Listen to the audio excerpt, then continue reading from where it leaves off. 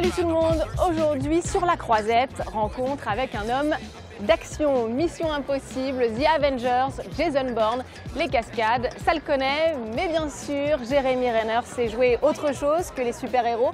Il est cette année à Cannes pour Wind River de Taylor Sheridan. Il incarne un chasseur dans une réserve indienne. Il aide le FBI après la découverte mystérieuse du corps d'une jeune fille. She ran until she dropped here. See the pool of blood where her face hit the snow. Now it gets 20 below here at night. So if you fill your lungs up with that cold air when you're running, you can freeze them up. Your lungs fill up with blood. You start coughing it up. So wherever she came from, she ran all the way here. Her lungs burst here. She curled up in that tree line and drowned her own blood.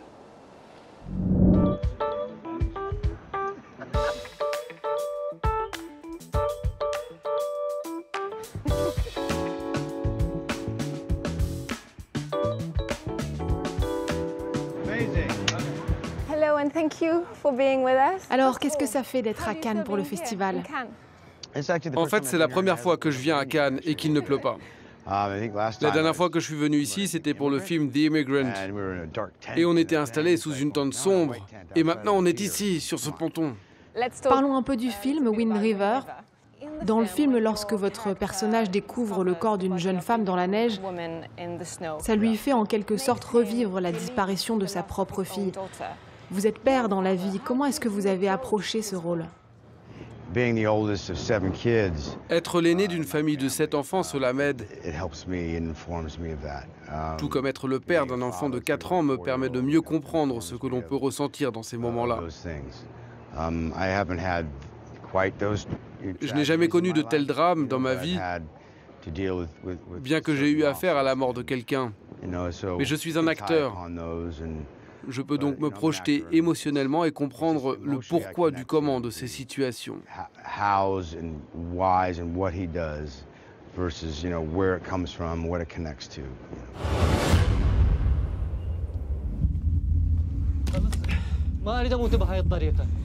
What's he saying? I don't wish to die. I have a family. Please take this off me. What you got here? You have 45 seconds. Go! Everybody get back! Le moment charnière dans votre carrière, c'est sans aucun doute Des Mineurs, Oscar du meilleur film en 2010 et réalisé par Catherine Bigelow. Vous aviez une idée de ce que deviendrait ce film au moment du tournage? Non, j'avais aucune idée. Je ne pouvais pas anticiper précisément ce que ça allait donner. C'était complètement dingue, mais on l'a fait. Cela n'aurait rien changé si on l'avait su, car quoi qu'il arrive, il fallait faire ce film. C'était une expérience incroyable, un tournage très difficile, mais qui m'a changé pour toujours en tant que personne et qui m'a certainement beaucoup changé en tant qu'acteur. Et cela m'a aussi ouvert d'autres portes.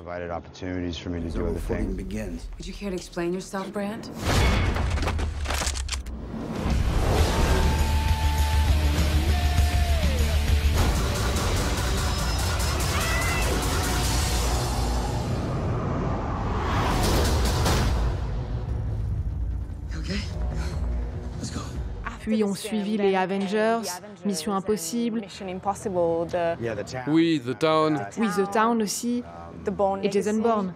Jason Bourne, et tout ça. Vous avez dit cette période a été incroyable pour moi, mais c'est aussi celle où je me suis sentie le plus seule. Expliquez-nous. Faire tous ces films, c'est fou. Cela m'a permis de faire le tour du monde au moins 45 fois. C'est incroyable. Les choses que j'ai pu faire, les gens que j'ai pu rencontrer, tout ce que j'ai appris. Il fallait à tout moment que je me pince pour y croire. Est-ce que tout cela est vrai? Et du coup, j'étais jamais à la maison. J'ai passé 4 anniversaires tout seul. J'ai dormi dans mon propre lit à peine 2 mois en 4 ans et demi. Ma famille et mes amis me manquaient. C'est le genre de truc qui te rattrape à un moment donné. Quand tu fais quelque chose, peu importe à quel point cela puisse être extraordinaire, il faut avoir quelqu'un à ses côtés pour partager ces moments. Ce n'est pas pareil d'être sur Snapchat ou prendre des selfies Je préférerais plutôt faire quelque chose de terrible avec quelqu'un que j'aime et qui compte pour moi, plutôt que de faire quelque chose de génial tout seul ou avec un parfait inconnu. Vous n'avez pas l'air de faire très attention au succès, à la célébrité. Comment gardez-vous les pieds sur terre? Je suis comme ça, je me considère pas comme célèbre. Des gens me traitent comme si je l'étais. Je suis pourtant le même garçon qui a grandi dans une petite ville. Je reste fidèle à moi-même. J'essaie d'avoir une vie normale comme tout le monde. C'est vrai que vous avez voulu devenir acteur en regardant des films de John Wayne et Clint Eastwood? Je les ai vus, mais c'est pas ça qui m'a donné envie d'être acteur.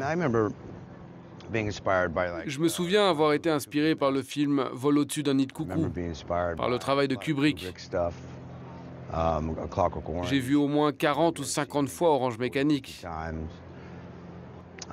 Mais c'est plus tard que j'ai découvert que le jeu d'acteur était un métier. C'était pas avant mon entrée à l'université, quand j'avais 18 ans et que j'ai commencé à jouer dans des pièces de théâtre. C'est bon, on a compris. Nous aimons Cannes. Et Cannes nous le rend bien.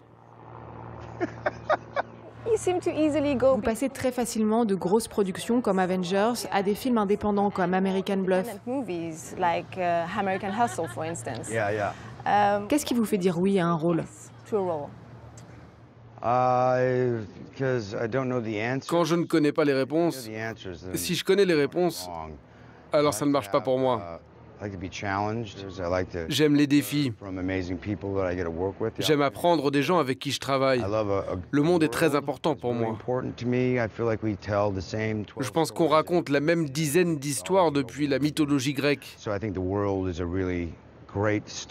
Le monde est un excellent point de départ pour construire une bonne histoire avec des personnages tout en profondeur. Je n'aime pas rabâcher la même histoire.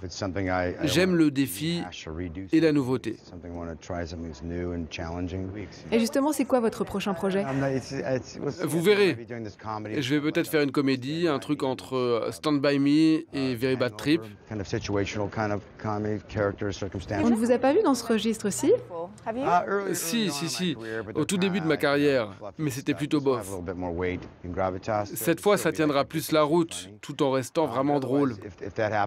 Donc si ça se fait, ce sera vraiment cool. Sinon, je dois faire Avengers 3 et 4 de toute façon. Et tout ce que Taylor Sheridan, Denis Villeneuve et Catherine Bigelow me proposeront. Une dernière chose, j'adore cette photo que vous avez postée sur Instagram, de vous et votre petite fille aux Oscars. Ah oui, c'était une décision de dernière minute. J'étais en train de me préparer pour les Oscars et ma petite fille était là. Quelqu'un lui avait offert une superbe robe Dolce & Gabbana, ce qui était un peu ridicule pour une fille de 4 ans. Elle regardait sa tablette et je lui ai dit « Ma puce, tu veux venir avec moi juste pour le trajet en voiture ?» Je ne voulais pas l'emmener jusque devant les journalistes. Elle a répondu « Je vais rester ici. » J'ai dit « T'es sûr? Regarde sa jolie robe. » Elle a dit « Ok » et elle a mis la robe. On a attaché ses cheveux très rapidement. Ce trajet en voiture, on l'oubliera jamais. C'est des moments qui restent. Ce sera un super souvenir pour elle. Bon, la photo est vraiment mignonne en tout cas. Ah, j'en ai plein d'autres qui sont superbes, mais que je ne vais pas partager. Merci beaucoup, Jérémy Renner. Thank you very much.